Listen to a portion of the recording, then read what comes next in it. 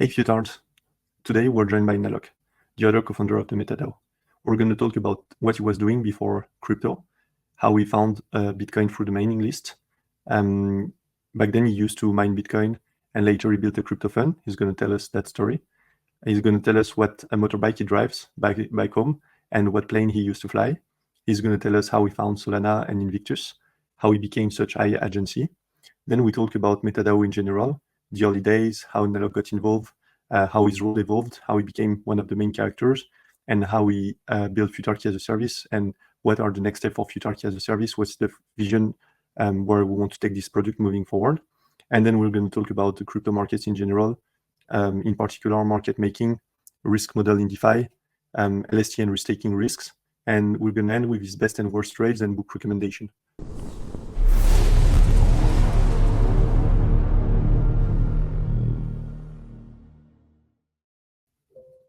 And we're live. Okay, today we're joined by Nallok, who is the co-founder of metadao.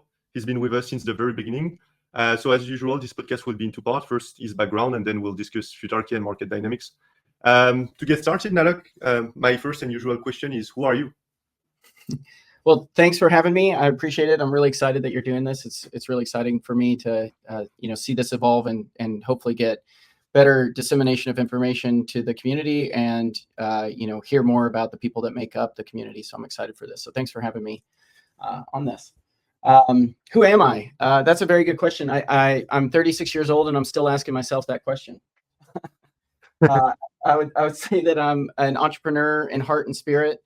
And came up through schooling and exploration of things that I wanted to do in my life, and decided and discovered how much I like curation and curating and building things, and went to school for mechanical engineering, and about 3/4 of the way through that found out that engineers don't actually get to work on what they want to work on. It's the business owners that get to determine what the engineers work on.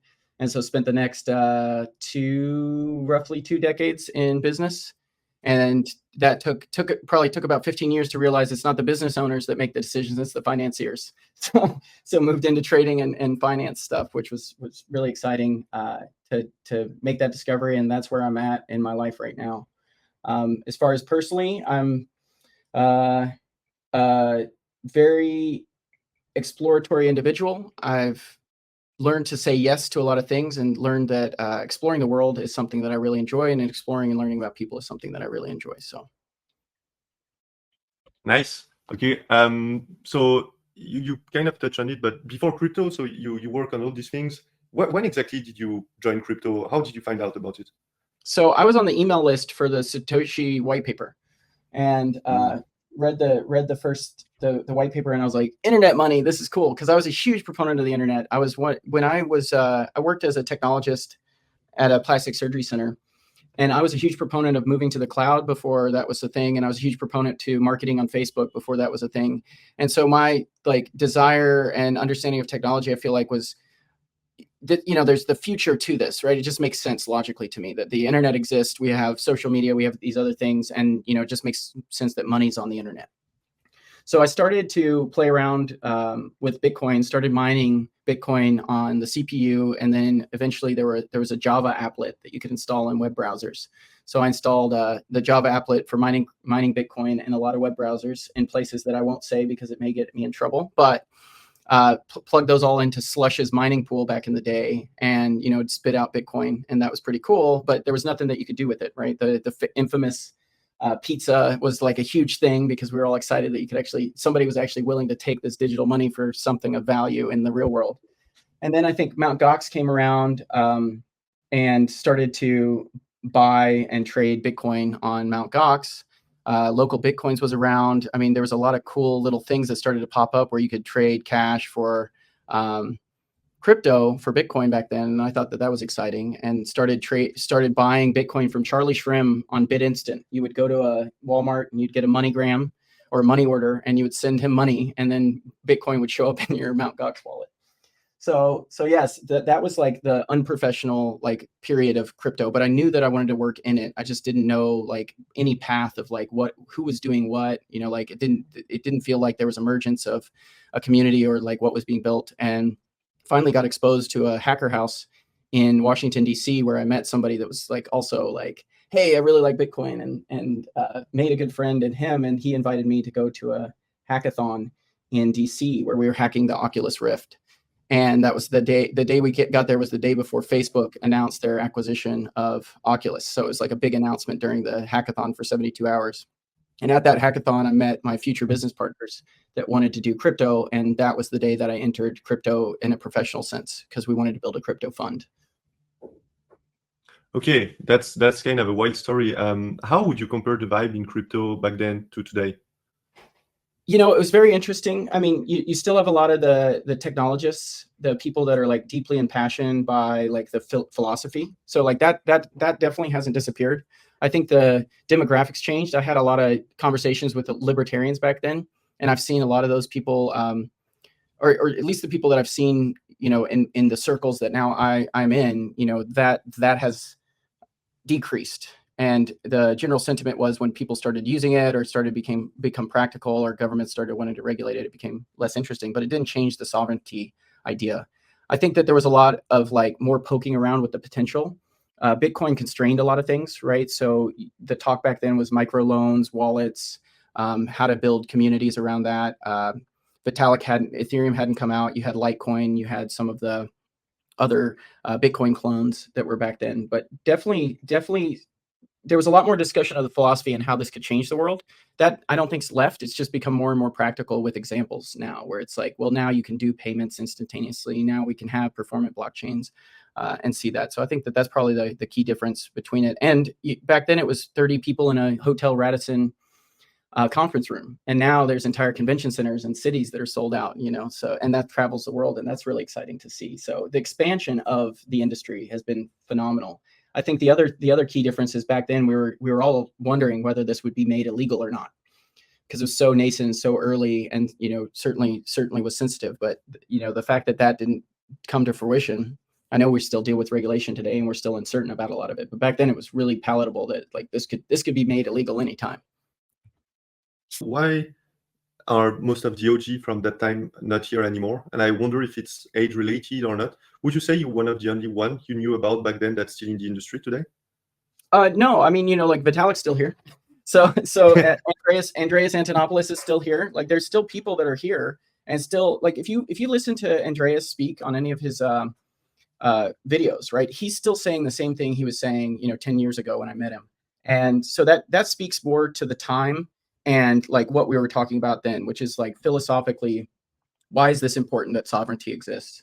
Why is it important that you can't do something versus you won't do something? You know, why is it important that private keys and seed phrases are treated the way they are? You know, like why is it important to build permissionless systems? So he's still hammering quite a bit on the philosophical merits of crypto, and why it's important to not just build without regard to that, right? Like, of course, you can make a user experience much easier and much faster if you use centralized sequencers, but that just means that the FBI, CIA, or three-letter agency needs to come to one person and say, shut it all down. So, yeah, like those people are still in it. And some of the early founders, I think that I only know one guy that's still working on the same project that he was working on when I first met him, and is still going in that time. But otherwise, I've seen some people that have moved into and around the industry, and you know, taken different positions. And there's still a lot of the regulated realm, people that were interested in lobbying and working with the government. Those people are still around and still working in that space. So I'm still quite encouraged by a lot of that. But yeah, there's definitely been a lot of churn and a lot of people that I, you know, have disappeared for sure. Okay. For the record, were you a big or a small blocker? A big or what? Sorry. Oh, a big or small blocker? Oh, yeah. Yeah. You know, like my caveat with that was, I thought that the premise of Bitcoin and the scarcity of block space made a lot of sense to me. And so I probably still do believe in that. I don't know that I ever thought that Bitcoin would be the thing. I always thought of it more like people speak about it today, which is like digital gold kind of thing, where you don't need it to be fast. You just need it to be safe and secure. And so I probably still believe in that, where, you know, it's important that you could broadcast this over a radio. You know, that you could run a node, you could calculate hashes, you could do these things.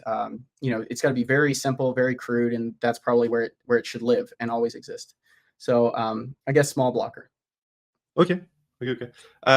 Well, then there was the birth of Ethereum and Solana. I know you also were quite involved into Invictus, which was Olympus fork on Solana. Can you just explain a little bit if you contributed to some of these ecosystem, how you found them, along those lines, the timeline kind of your path in crypto? Yeah. So, wanted to build the fund in crypto around 2014 is when we started there. Ended up getting acquired by a team in Canada and then moved and immigrated up there to set up the fund. And then the original team kind of fractured and broke up. So the fund was put on like permanent hold. And I think 2016, 2017, one of the early people that I met at one of the first conferences I ever went to finished his master's degree in machine learning, and his master's thesis was on predicting the price of Bitcoin using blockchain data. And so I reached out to him and I said, how would you like to turn that into a business? And I got the partners that we were working with in Canada, and we did a seed round to invest to build out the infrastructure to support this, to build trading algorithmic strategies around it. Didn't exactly pan out exactly how we wanted to, and I eventually left that company, but started building trading strategies myself, and ended up doing market making on centralized exchanges. And after that, I needed a Circle institutional account because we needed to make payments and payroll and salary via wire, and Circle would provide that via API. So I had a Circle rep that was talking to me about Solana. And like many people in that time, especially, with my experience in crypto, oh, Solana, the blockchain that halts. Oh, that's a good blockchain, So I was hesitant, but then he was like, no, you gotta, like, there's these interesting things. Traders love Solana. It's really, really interesting. I suggest you go look at it. And so he put me onto it, my Circle rep. And then I think somebody had mentioned there's a token out there that's paying 36,000 APY or something ridiculous, right? And like they were probably mentioning Ohm, but what I ended up doing was finding it on Solana, and I found Invictus. And man, it nerd sniped the shit out of me. it really, like, I was like, man, this is brilliant math. Like, this all makes sense. This is totally, like, high risk takers are the first people to start backing this. And then you capitulate those people once they've made enough money. And then you get medium risk takers. And then you have this like beautiful mechanism, and it's all borrowed from Ohm. Right. And I just love the elegance and beauty of like math and markets with all of that stuff. And I was really, really excited about that. And I think that was around, like, we were still in lockdowns for COVID. So, you just had 100% time. And I hadn't been on Discord. Unfortunately, I had disconnected from the crypto community for about, I don't know, maybe 6 years at that point, maybe 5 or 6 years. And I hadn't been to a conference. I kept up with a few people, but like, I didn't know anything about it. And then got on Discord, and holy crap, this crypto community that exists out in the digital ether space, it was just fascinating. And so I spent most of my time in that Discord, which is still open. You can still see, and there's some channels that are still up, but eventually communicated quite a bit, and discussed some of the thesis that I had and some of the math that I had done, and got invited to become a moderator because I just spent so much damn time in there. And so I was the moderator of Invictus through, I think it was Christmas, November was that 21? And then to the closing, the eventual closing with Invictus, when they redeemed the treasury. So yeah, that I was definitely big in the community. I think there's a lot of memes about me. I still have friends from it. Blockchain Fixes This that's where I first met him. So shout out to Invictus and everything that went there, because that's what started my journey into Solana. Nice. Well, it was fun times, wild times back then with this all on forks craze, and Invictus was pretty base because everybody could easily fork that on Ethereum, but on Solana you had to rewrite everything. So that's Invictus was a really fun one, and the meme game there was crazy. But yeah, anyway, before we move into the second part, more about market, I would like to hear a bit more on. I know that you've been big on mentors and mentoring. And yeah, I have a few questions around that. Also, being disappointed by people when you work with people sometimes, kind of around relationship in the workplace with people. Can you share how you view this? Yeah. I mean, one of the things that I like to do, because people have been really gracious with their time with me. The only reason I know how Docker works is because a friend and a coworker named Jen Lee spent time dealing with somebody with stupid questions and, being surely a pain in his ass at certain times when it's like, well, just go read the documentation. So these people that have existed in my life that have taught me a tremendous amount and, have a hunger for learning. And if the capacity's there, I've had people that are really gracious with their time. So I'm really keen on being able to support other people and affording that possibility as just a means of paying it forward. And I've been really fortunate, and I don't discount that at all. I am very lucky to have met some really great people in my life that have either grown themselves or just been really great mentors to me in business, in life, in finance, in operations. And I've been very fortunate for that. So I do see that as like, a privilege. And I definitely want to do the best that I can to be supportive as much as I can when there's the opportunity to do so. Now, that comes with a big caveat. And I will dedicate time to people, but I do expect people to, do their homework or produce something. I know one of the biggest things that irks me is that, anything is better than nothing. And so I can work with anything. I can't necessarily work with nothing. So I definitely have had mentees that have come to me and said, "Oh, I didn't have time for it," and I've just ended the call. so definitely get frustrated with that, because like it is like an exercise. In management of my time and expectations there. And I think that obviously taking it very seriously is important to me. Same thing in crypto, though. I really feel like we have fun, but we really have an opportunity to take ourselves seriously and do things like self-regulate, start having these conversations that are important for us to be able to succeed without somebody coming in and say, "Listen, this needs to be cleaned up." So I think one of the things that frustrates me in crypto is that, we may lack a level of professionalism that is merited in all the things that we do. So that certainly frustrates me. I think I'm frustrated with people that have earned a significant amount of money off crypto, off this industry. This industry has treated them well, or it's, yielded performance to them. And I feel like sometimes people don't come back into the community and necessarily invest in things that need to be done to make sure that it succeeds, and instead continue to roll into, this seeking of profit. And there's something about that just feels like this is so short-sighted, and it may fail at any point in time. But yeah, I think in general, frustrations come from having bars, or maybe not having any bars at all, and then like how low the bar is in many cases, and the fact that we're all okay with that. Because the only reason this stuff exists, and the only reason that this stuff continues to exist, is because the investor doesn't demand anything different.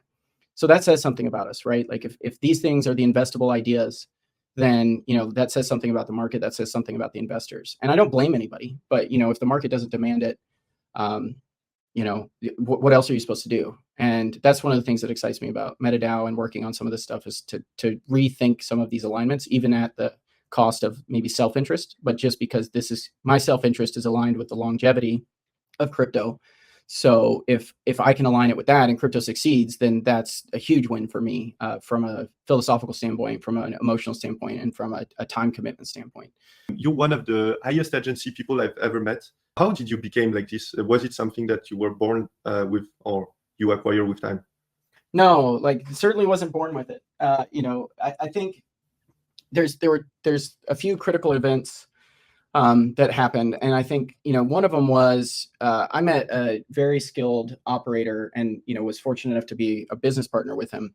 And, I asked him the same thing. I said, "Holy shit, how do you do what you do? And like, were you always like this?" And he said, "No, but I got tired of failing." So, he shifted himself in a very drastic way to be strict about these things that resonated with him, and became what he is. Now he certainly had probably some skills that like leverage that he could leverage effectively with that, but his answer to me was, I was sick and tired of failing. And I think that was really impactful to me, to understand that like this person that I held in high regard wasn't always like this, and if he can do it, then other people can do it. And I think that inspired in me, like, holy shit, I've got something to learn from him. And I did learn a lot from the people in my life that have been high agency and actually getting stuff done. Like, what's the difference between me and this person that gets something done, and being able to reflect back on that.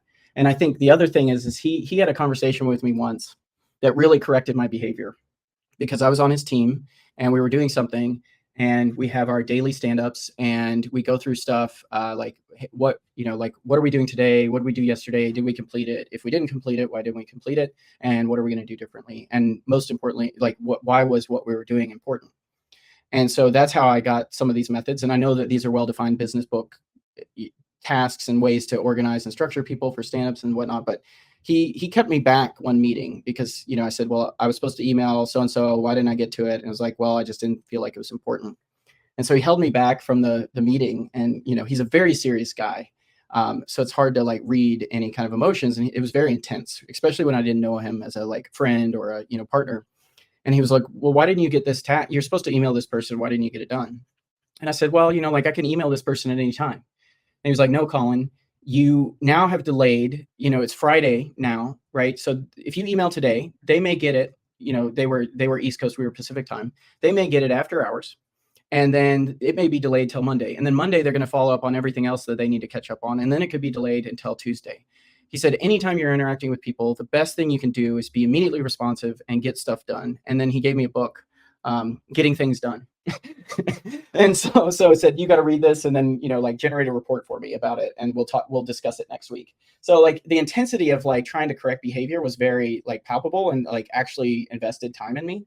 So like, but it was very intense and very uncomfortable for me because it wasn't necessarily a natural state of being, but definitely corrected the behavior. And then it kind of came down to a philosophy of like, if it takes less than 5 minutes, do it now. And I think you'll get some of that from different books about lists and how to organize your thoughts and urgencies.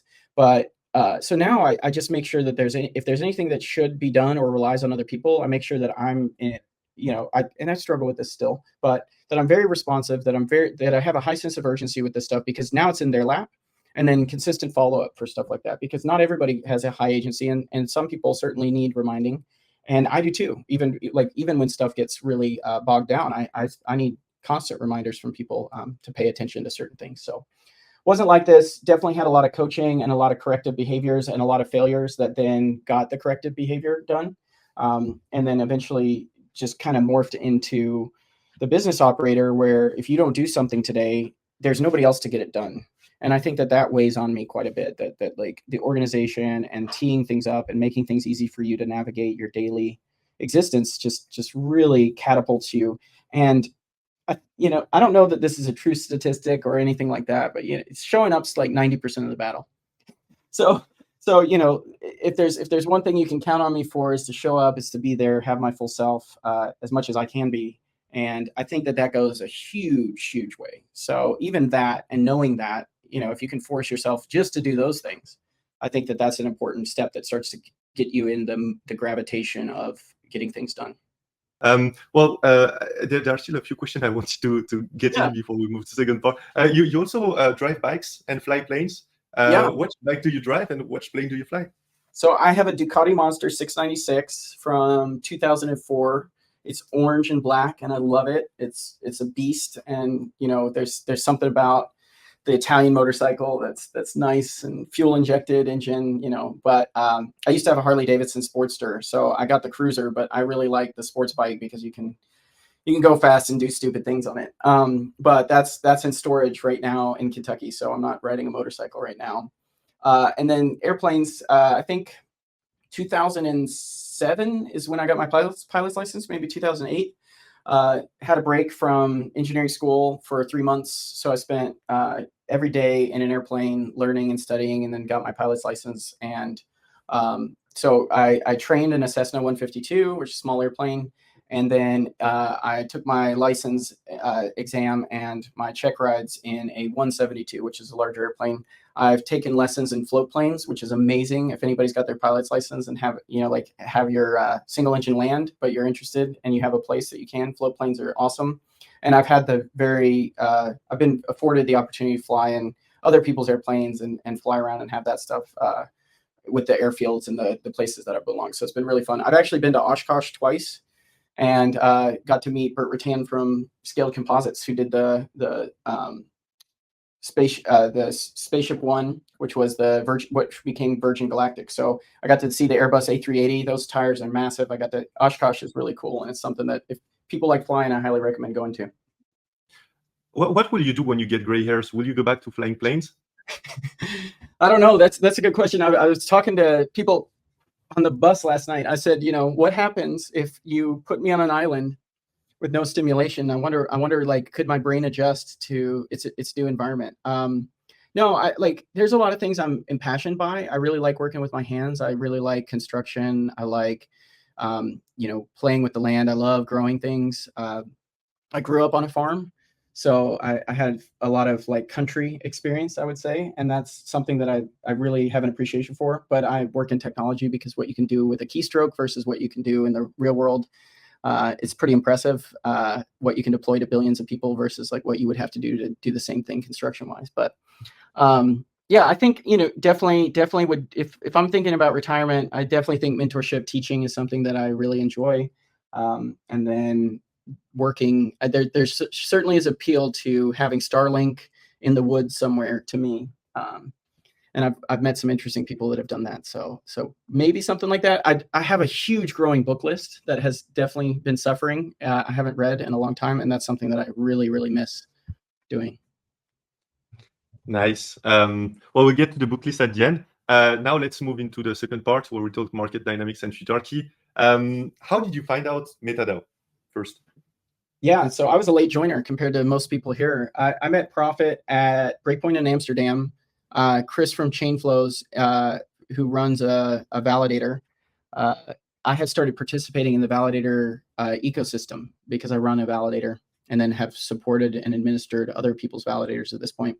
But definitely grew vocal in that community and started to support new validators that were coming in. Unfortunately, that's fallen by the wayside a little bit. I'm sorry, Solana Tech. I do have plans that I'd like to commit back to that. But yeah, so Chris just picked me out. I think he and I had a few conversations, and then he had graciously invited me to a dinner, and so met him and some of the other validators, Michael from Stakewiz from Lane, and then Ben from Cogent Crypto, who's still with Cogent Crypto there, now at Solana Foundation. Tim Garcia was there.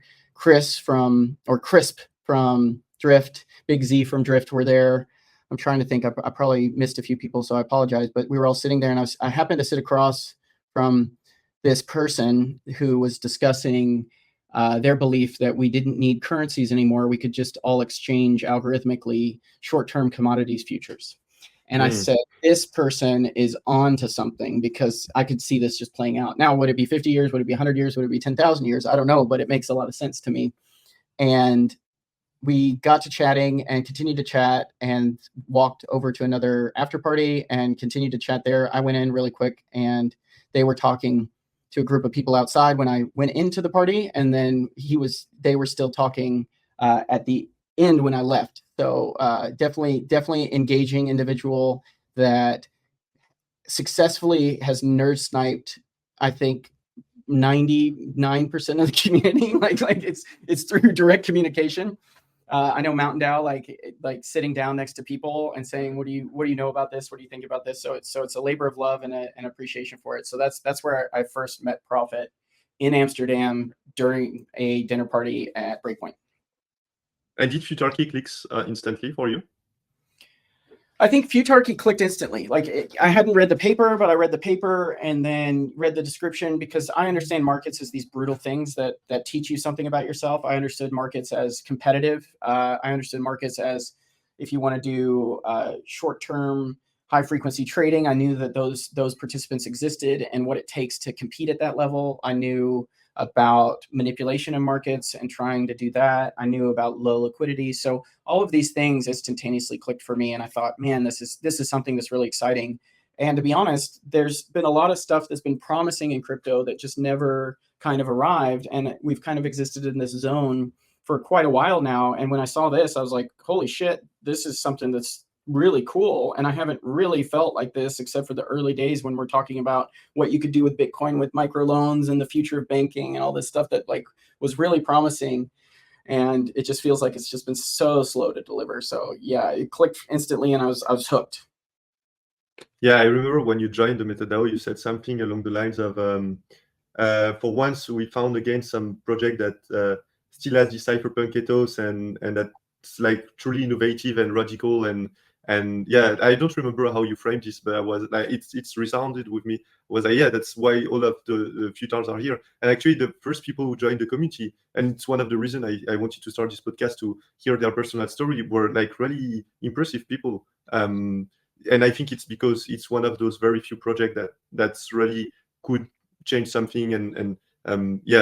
Anyway, I digress. But how did you start contributing to the metadao? Because initially you were just like everybody, just a community member, and today you're a founder. So can you explain how you went from, oh, this is cool, to, whoa, I'm now one of the main characters?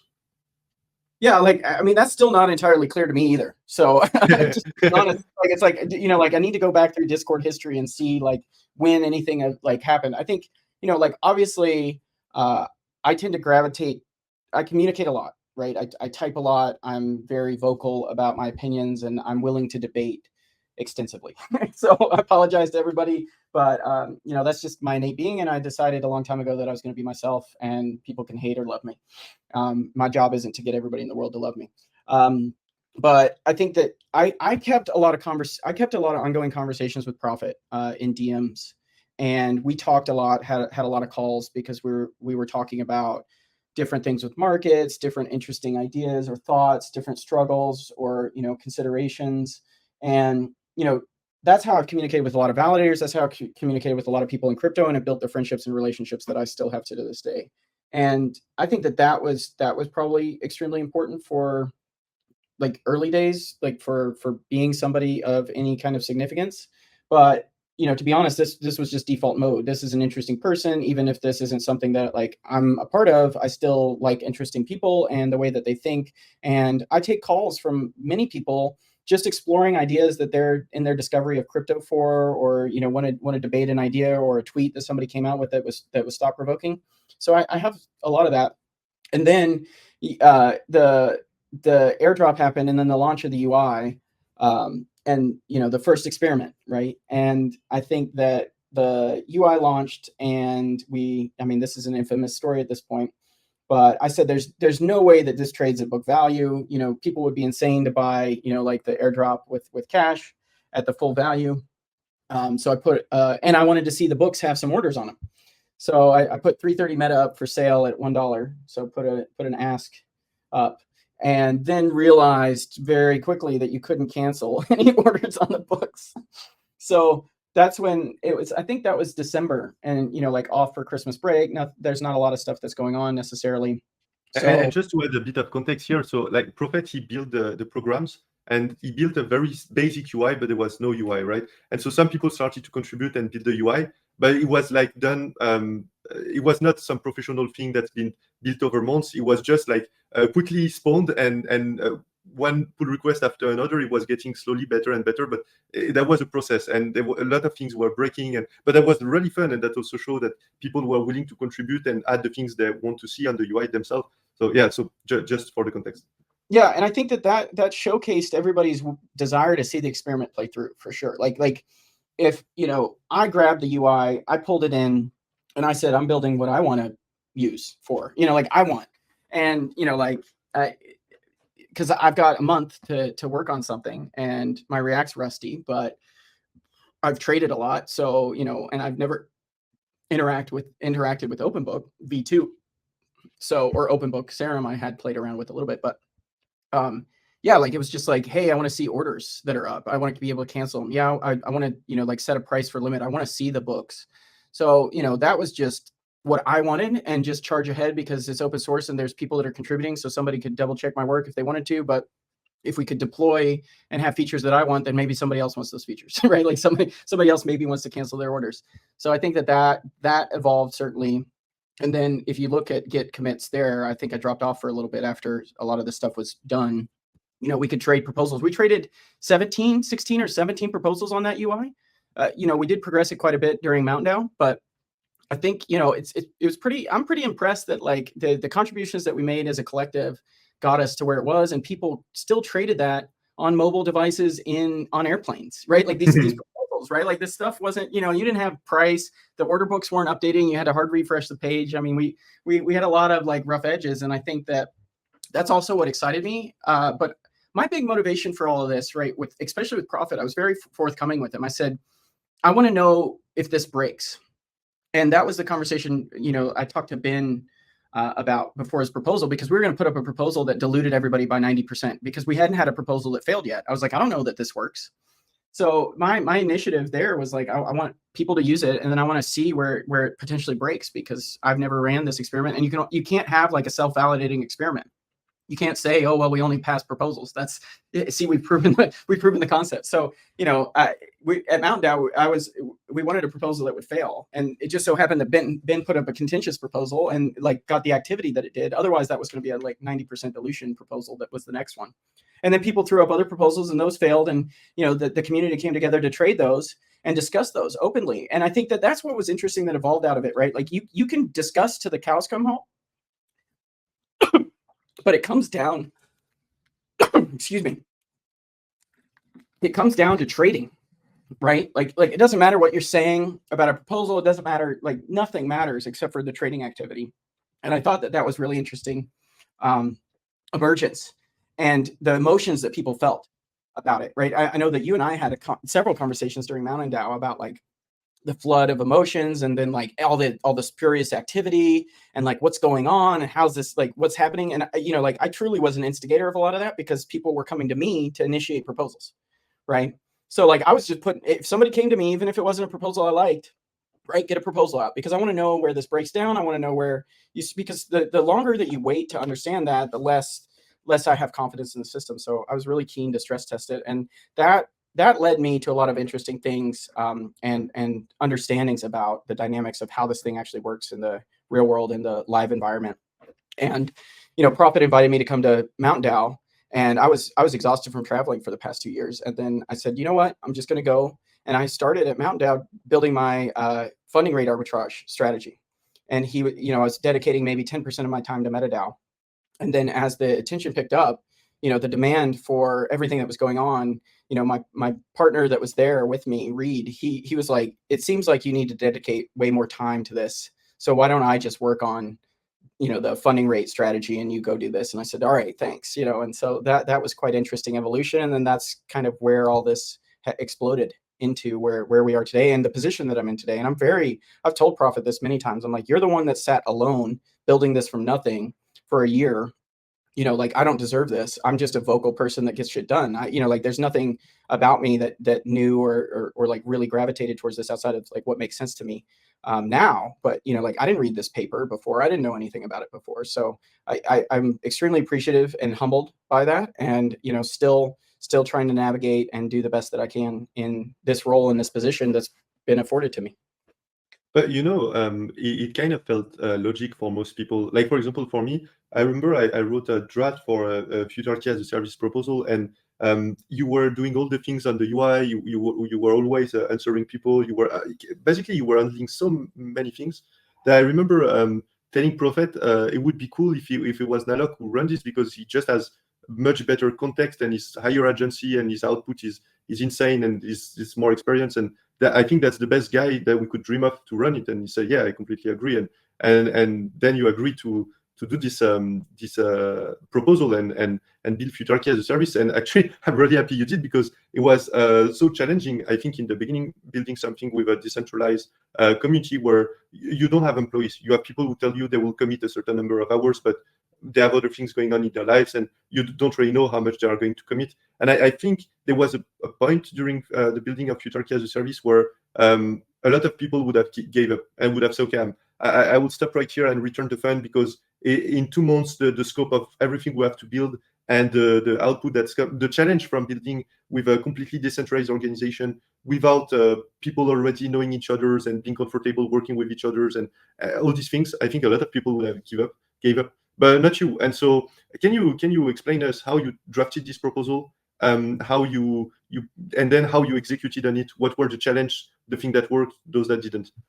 Yeah. So, drafting the proposal, it was really originally a 12-month plan. So the Prophet said it can't be 12 months. I was like, well, but that's what I need to get it done. So I definitely reduced scope, from it, but I kept the initial fast vision. And that's in the proposal. It links out to the fast vision that I had, which was like, into being a DAO tool so that DAOs could be DAOs and DAOs could be DAOs on Solana, because there's a lot of tooling out there that I just don't think that, I think a lot of people just build their own stuff and their own solutions and their own stacks. And this is a composable system. And there's a lot of tooling out there that people could just use, and you just have to integrate it. And then you could use DAO stuff. So like, I'm still inspired to continue this journey, but it started out as a 12-month proposal with a higher ask, but definitely got shaved down and more precise in what it was trying to accomplish. And it started with the understanding that if we're going to go professional, there's a bar. There's certainly a bar on the UI, like what it should look like. But then there's a bar on features that should be there for people to make informed decisions when trading as traders. And so that started just out of my own volition to say, I brought on a designer that I've worked with for 7 years that's just built great things with me, and he and I know how to work together really rapidly. And so I was like, I want to reskin this. I want to get some of these features because people were asking about different features and different things. We even rolled out some features like the order book updating through the RPC stuff.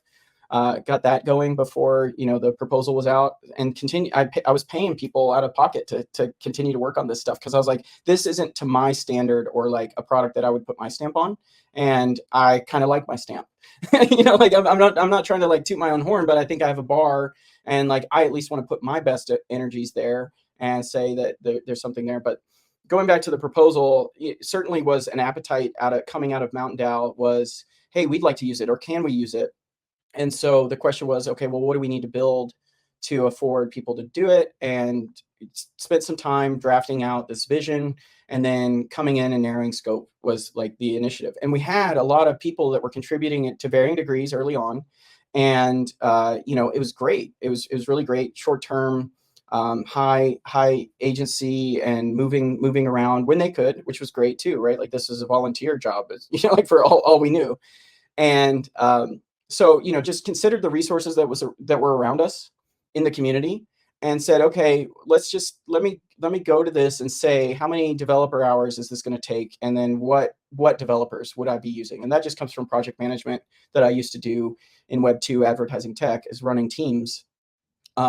So I went there and just worked backwards from that and said, what's the average rate? What's the competitive rate? Because I wanted people to be incentivized in the right way. And I think like making sure that people are compensated fairly creates a business interaction. And then that creates an expectation in somebody's mind, right? Just like saying, I need this versus I want this are two different things. Your brain reacts completely differently to it. So, we had quite the interest early on. And then that certainly, token price go up, and then token price go down, and then, activity slows down, proposals slow down. But, said, hey, listen, if we had these developers and rather than developers, just the sheer number of hours that it would take, right? If you had one developer, regardless, you could probably get this done. So went there, started reaching out to people that had contributed, certainly got some good, feedback from them.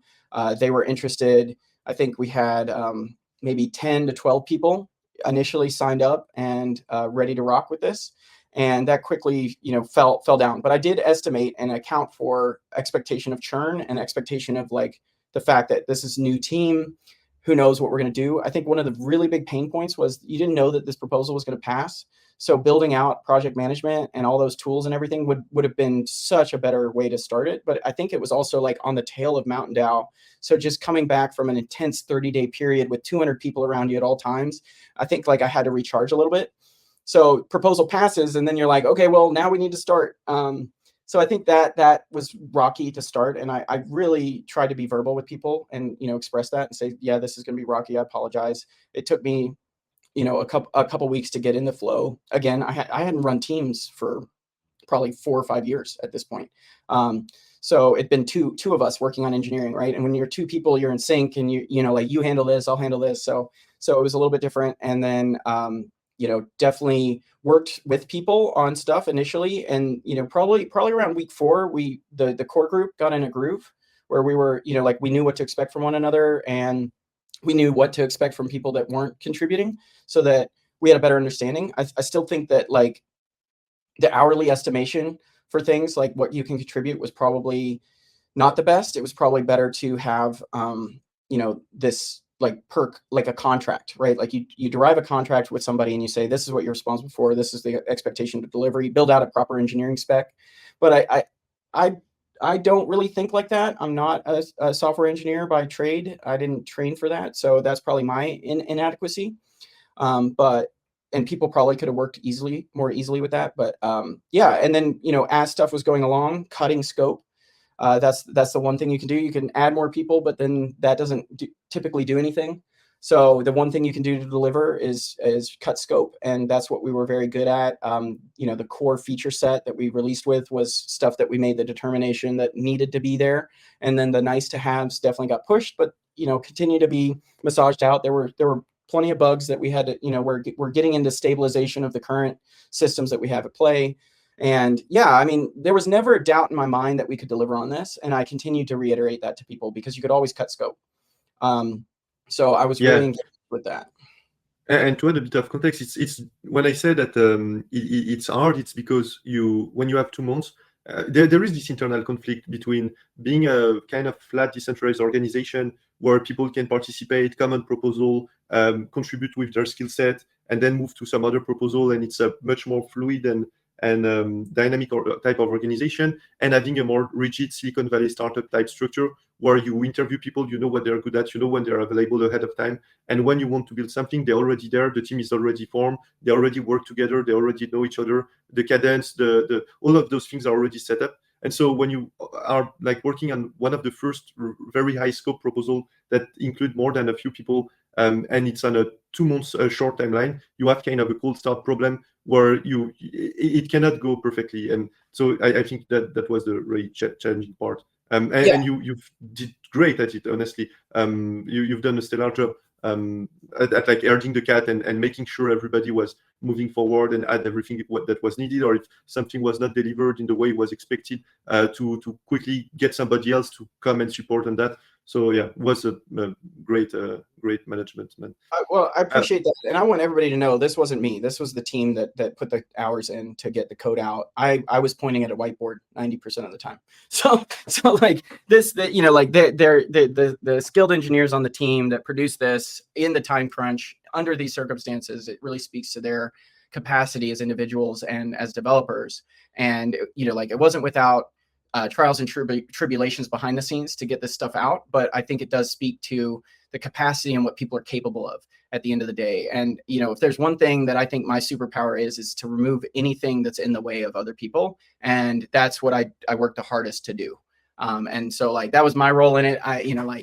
It's herding cats, but like that the real work was done by the engineers that built this out and shaped it and dealt with me, which I'm not, when it's go mode, I'm not always the easiest person to get along with. So I don't want to discount what they did, and they deserve all the praise. They deserve the attention for the UI and any praise that's coming out from them.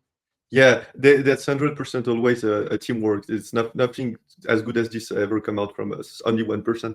But if you look at the GitHub history, Nallok is very modest here because he was also one of the people working, not only managing, but also like he was in the trenches with his soldier, leading by the example. So yeah, justice needs, like in French we say, il faut rendre à César ce qui est. You need to give back to Caesar what belongs to Caesar. And so. Do you believe in the future we'll be able to improve the way of building things in a decentralized manner, or are we going to move more towards a structure with more defined role, maybe employed people, maybe a core team, or do you have any thought on that? Yeah, no, absolutely, and it's something that I think about day in and day out. I think what metadao probably deserves is a core team, and then what it needs to have is it needs to have a place and a way for people to contribute asynchronously. So we've had some really good contributors that have really moved the needle on things, like Shio for one example. His work with the transaction manager and the life cycle of transactions is just amazing. Now, like what we can't have is not have core features and people that are paying attention to alerts and making sure that the systems are operational and that people are catered to. So I believe you need a core team so that there can be an accountability. But my key thing there is, I'd love to continue with contract work, with bounties, with other things that like anybody can jump into, and then have it be accessible so that you can get community members and you can get these things put in, things that people want to see. And I think that you can certainly orchestrate that, and you can say, like, here's things that don't matter at a high level, like they don't need to be solved right now, but if somebody wants to and they want to be engaged. But I do think that needs some outreach, and that needs somebody to run that program, so that you don't keep stuff sitting there, right? Like, because as a development team, you want to continue to progress. So you want to make sure that there are people on when, a bounty comes up, that somebody satisfies the bounty in a reasonable period of time, or that somebody's working on something that, like, we want, but it's not necessarily the capacity's not there for, like, a core team to be able to do. So I do see that, and I'm really like, the DAO should be exactly what the DAO is. If another team wants to come in and say, hey, we want 50 grand to redo the UI the way that we think it should be done, that's totally accessible in this, right? This is absolutely a decentralized autonomous organization here.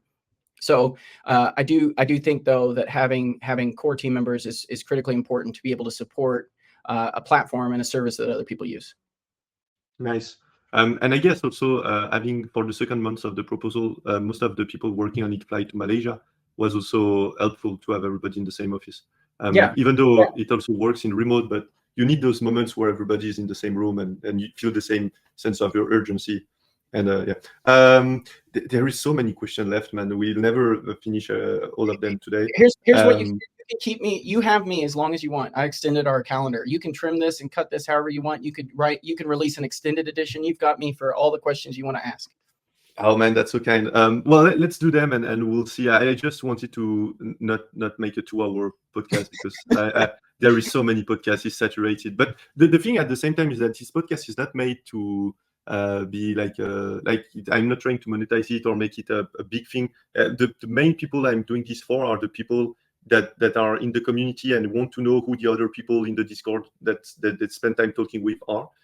So I have like 50 people in mind that I think probably will enjoy that. Maybe it will turn out that more people love watching this, but I'm doing with them at heart. So yeah, they are big boys. They will know if they want to cut out or not. But anyway, I digress. Before we close on futarchy as a service, can you explain what you want to build next for it? And is there going to be another proposal, and what features you would prioritize? What remains to be done there? Yeah. And anybody that wants to know kind of my mentality, and it still exists there, it's the, vision for faas. It's a hackmd that I wrote that's in the proposal.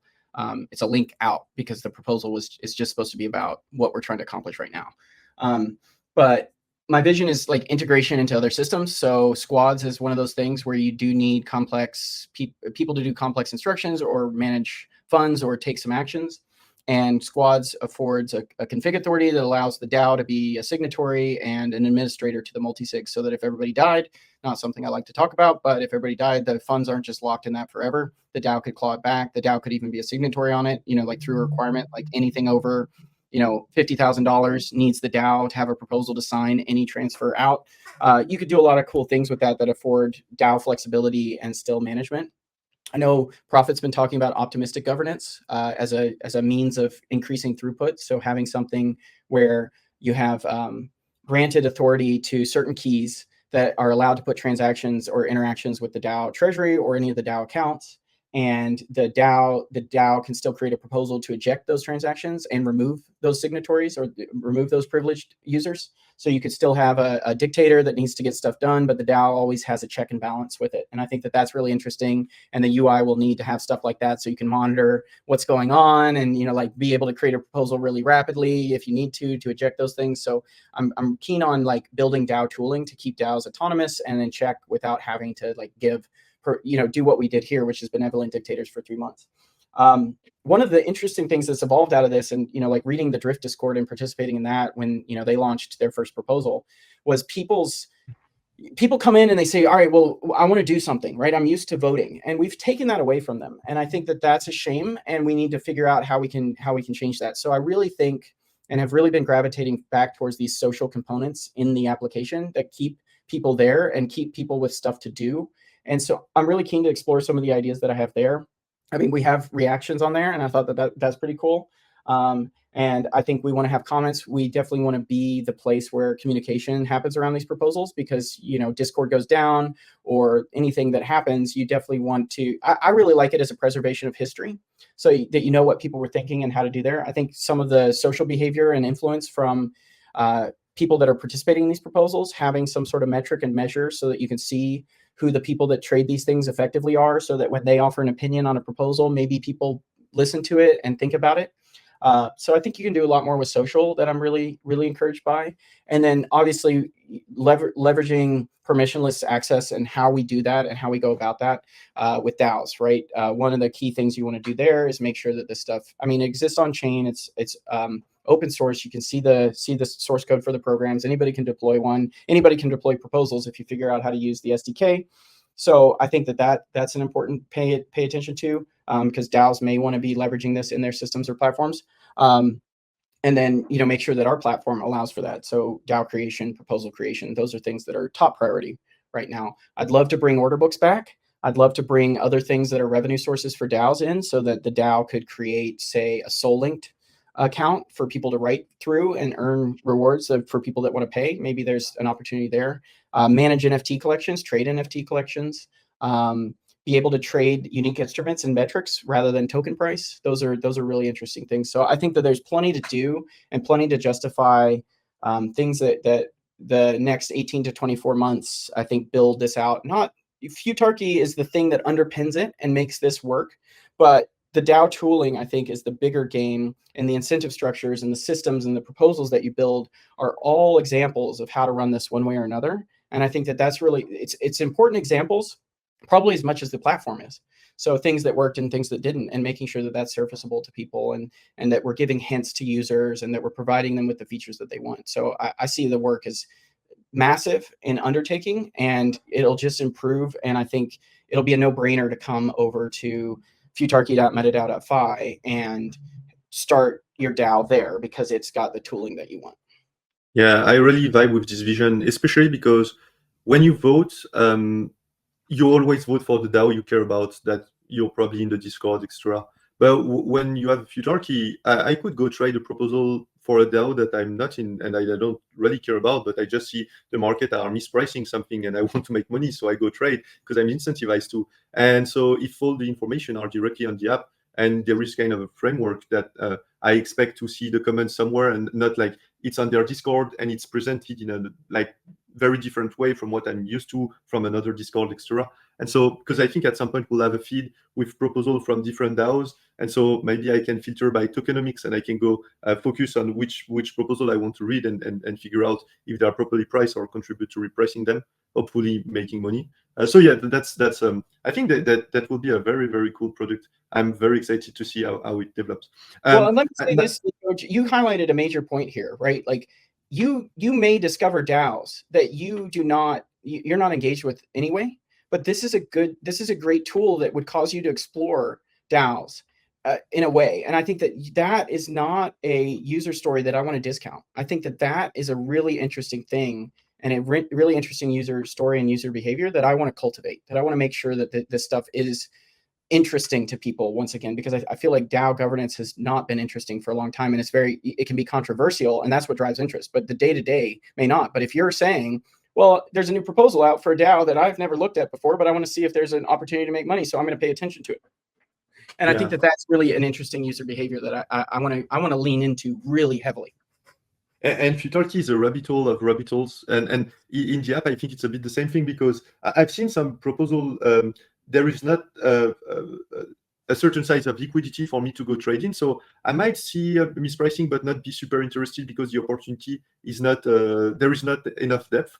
But for some people, maybe younger people, that's very interesting for them, because even if there is $25 to make by trading this, they will care. And so for different projects at different stage, different types, different liquidity, different type of proposal, different kind of users, there is an interest for everybody in this. It's not something that's suited just for the people who care about only the tech, or the people who have only a certain amount of money and no more, no less. So yeah, that's just going to turn out being a beautiful product. I think like Polymarket, a place where people like to spend time. I think you found something there, right? Like you could be somebody that's like, I only trade, less than $5 million market cap DAOs, right? And that's all I pay attention You could have this whole subsect of people on what they pay attention to. Oh, I only pay attention to perp dexes, or I only pay attention to these things. And you still have, like the incentive structure is there. And I think that cannot be understated, that this user story, and I want to highlight it again, what Nico said, which is, I may not know anything about that DAO, but I may look at this proposal and see that if I can make money. And I think that is the underpinning of like the attention that you're driving towards this. And that is why it's so cool. Yeah, 100%. I have a few questions about markets in general. Can you? I know you've been kind of learning a lot on the I don't know in English how you say that, on the go, I guess, about market making.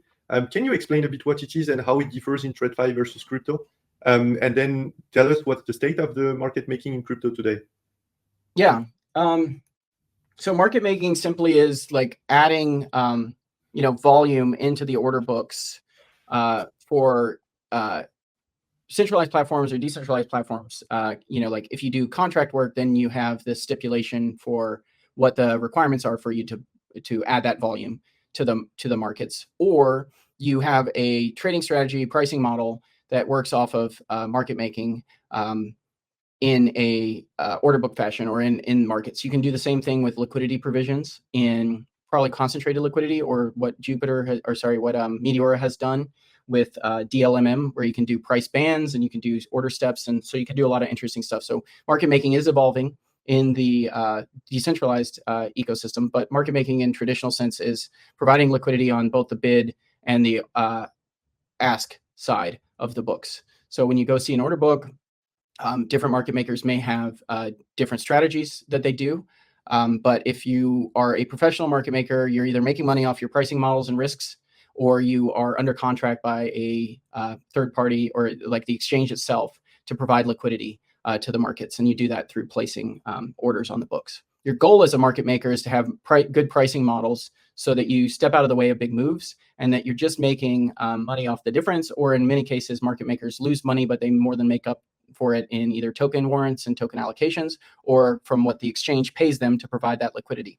And market makers serve a key purpose there, in that they keep the spreads very tight, and they keep the markets very liquid, which means that you can execute a trade and that trade will go through, and it doesn't have to sit on the books at the price that you want. And it doesn't have to sit there and, like nobody would come to an exchange where you have a 20% spread and, like you want to get executed against, or you want to trade immediately, and you're going to have 20% price difference on your, like your execution on your market order. So they fill a key service that reduces the spreads, and they may make money through their strategy, or they may make money through contracts with the exchange or decentralized exchange. And that on decentralized platforms, many people will reach agreements with market makers. They'll issue token warrants. So the market maker will have the capacity to purchase tokens at a certain price, and then they are under obligation to, say, keep a 2 bip spread. 90% of the time, they need to have orders on the books within 2 bips. They need to have, $40,000 on both sides in that spread, and they need an aggregate total volume on bid-ask side of, say, $1 million. So they only have to keep 80K within the 2 bip spread. So they may tier it up. So they may ladder up their bids and offers so that and the exchange may have different requirements that, like, it has to be within 1% spread, the $1 million. So market makers run that. They run they should be running pretty aggressive pricing models and counterparty analysis models to be able to market make. And that's how they typically work in the fashion. And they don't necessarily work any different in DeFi. It's just usually the incentive structures are more token based. And people have built their market making allocations and strategies around token issuance for market makers. And they have the same criteria in similar ways. And they will have reward mechanisms through token emissions for people to market make.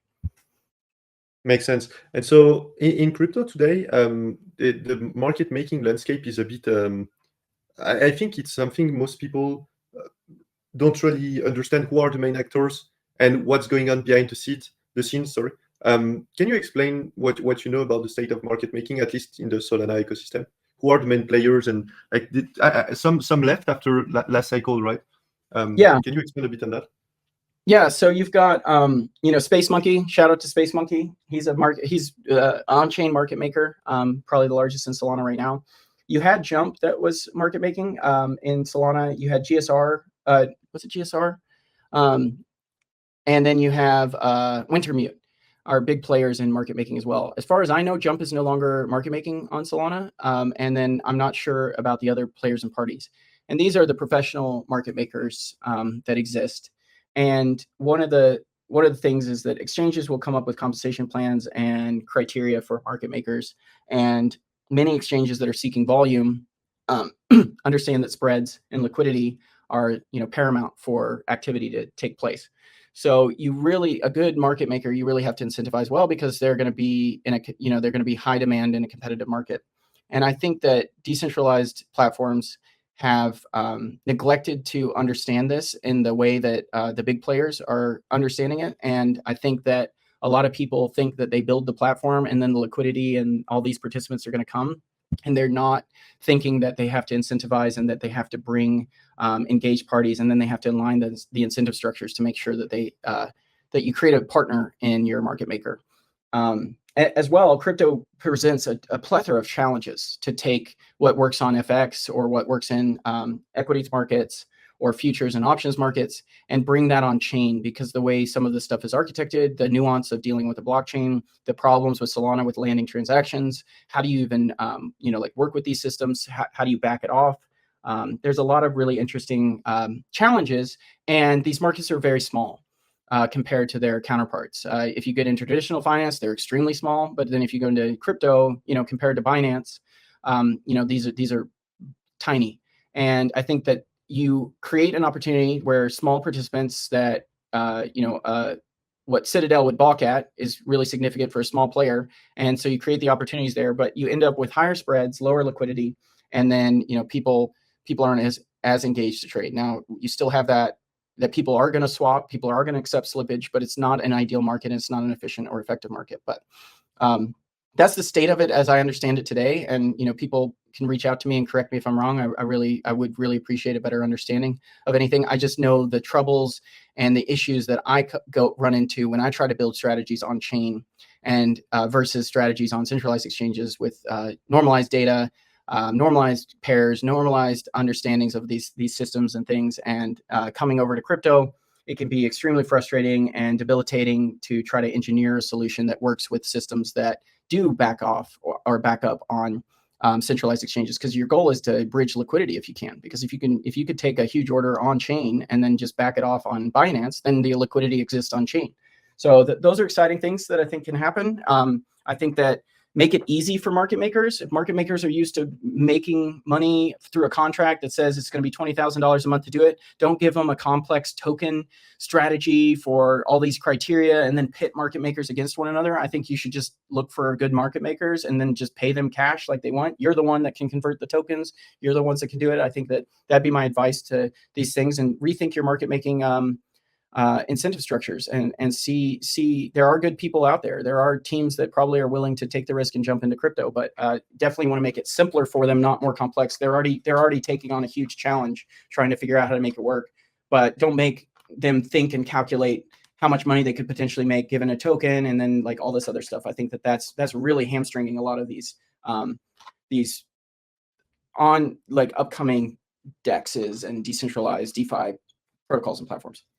Yeah, it's really the Wild West in crypto for market makers, because, well, first you have, so some ecosystems are smaller than others, but then they grow, and when they grow, more specialized people come in, and so they crowd out, or like they are more efficient, and so they eat others, which start to turn their machine off and go market make, sometimes in another ecosystem, and sometimes they move more towards MEV, somewhat, and it's a mess because chains are different. You have to factor in the fees, the bridging, the latency, the retry, all these things. So it's for me, it's still very immature compared to TradFi, the way it works here, especially because, like, for example, for founders, sometimes they want to strike a deal with a market maker. How do you find a good market maker? How do you know if he's good? And all these things are questions that some tech people, and I include myself in it, we don't really know a lot how this game is played. We kind of figure it out as we go deeper into the crypto rabbit hole. But it's fascinating piece of the market. I guess we could go for a full hour talking about market making, but that would be another time. Another thing that you've talked at length on Twitter and sometimes in the Discord are the risk models in DeFi, and also the restaking risk. Do you want to conclude the market section by expanding a bit on that? Yeah, I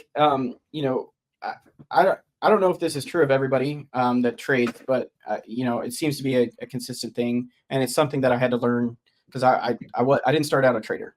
Was understanding what risk is, and then your exposure to different risks, and like what does that really mean? And I think that it's like this amorphous thing that is always changing, and there's a lot of definitions for certain types of risk, but then there's like a broader understanding of what's there.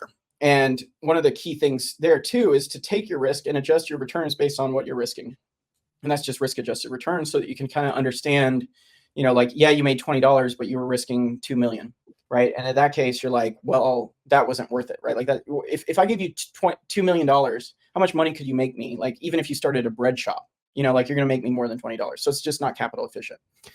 But I think that, with crypto and composability, you have a lot of things that risk applies to, and it's downstream risk. And so you may not have it immediately surface, just like when you go to Binance and you deposit, your counterparty risk is with Binance.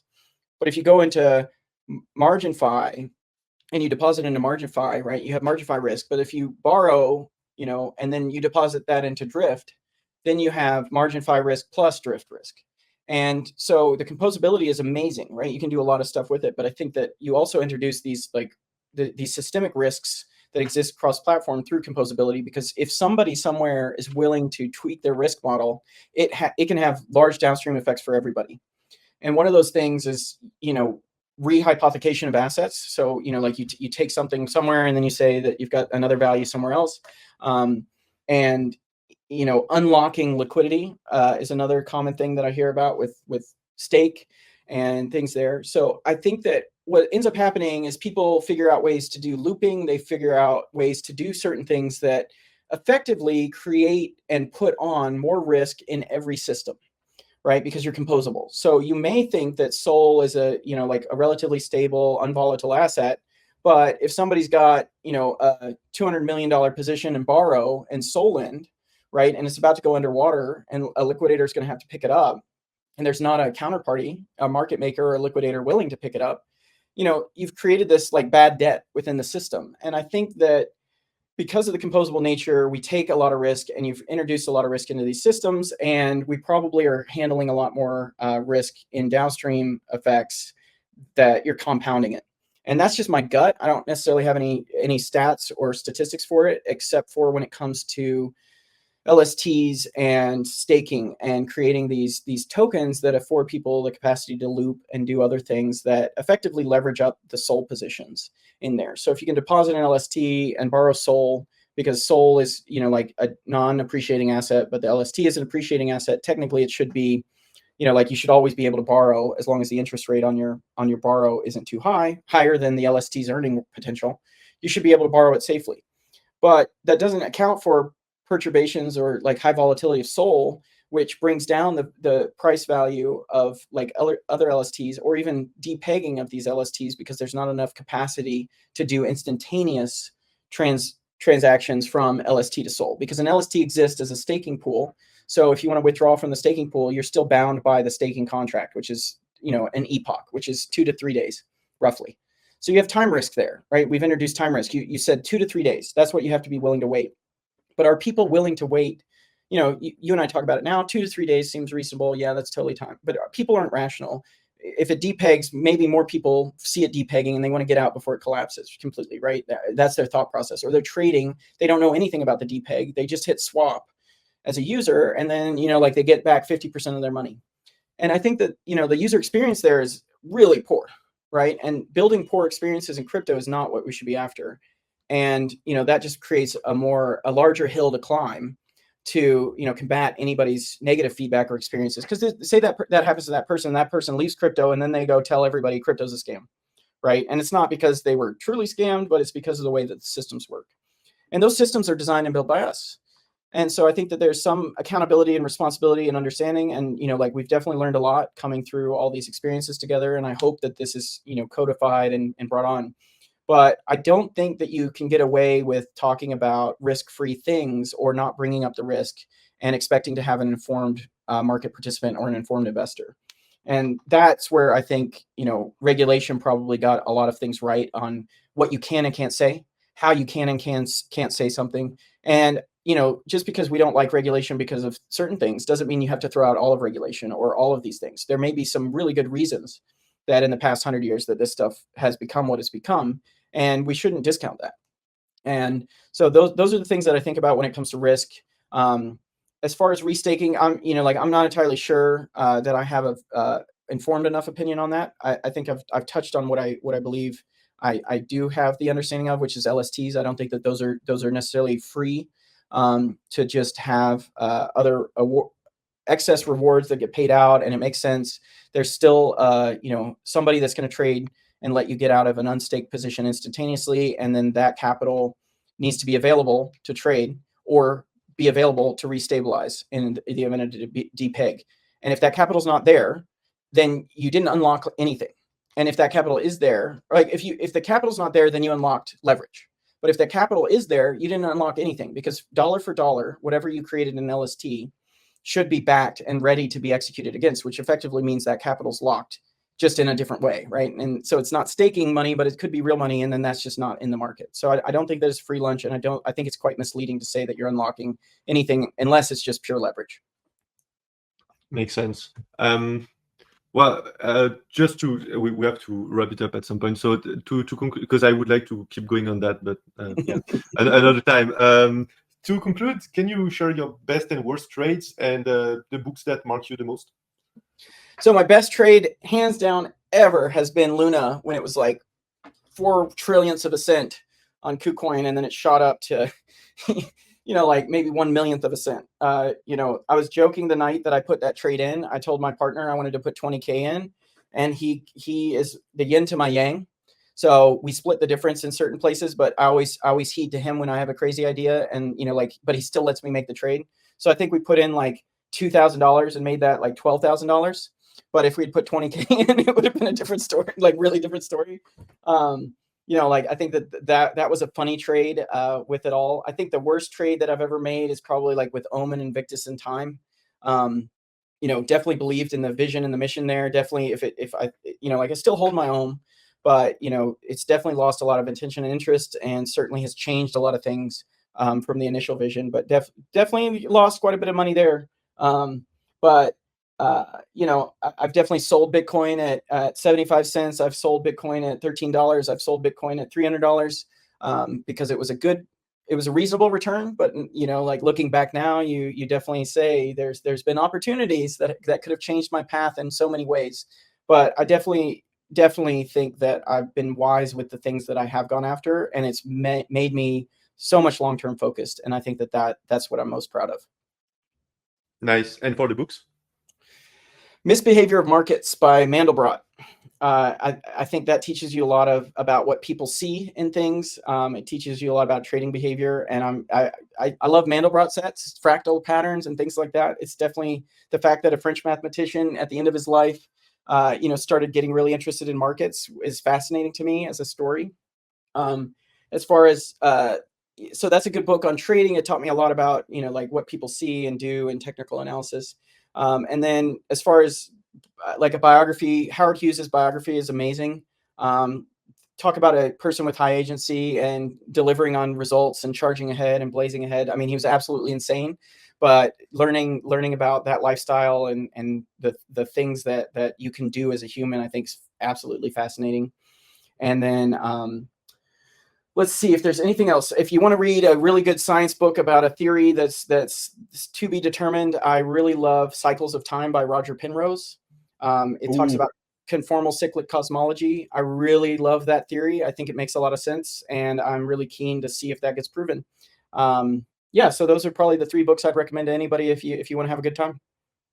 Nice. The Penrose is a great recommendation. I have to read those. So thanks a lot, Nallok, for joining us today and sharing your story and sharing some bit of wisdom about markets. And we'll have to meet again, because there is a lot of stone that are left unturned or not explored to the depth that there is. Thanks. Yeah, I appreciate it. Thanks for doing this, and like really excited to see and learn about other people. That's probably what I'm most keen on.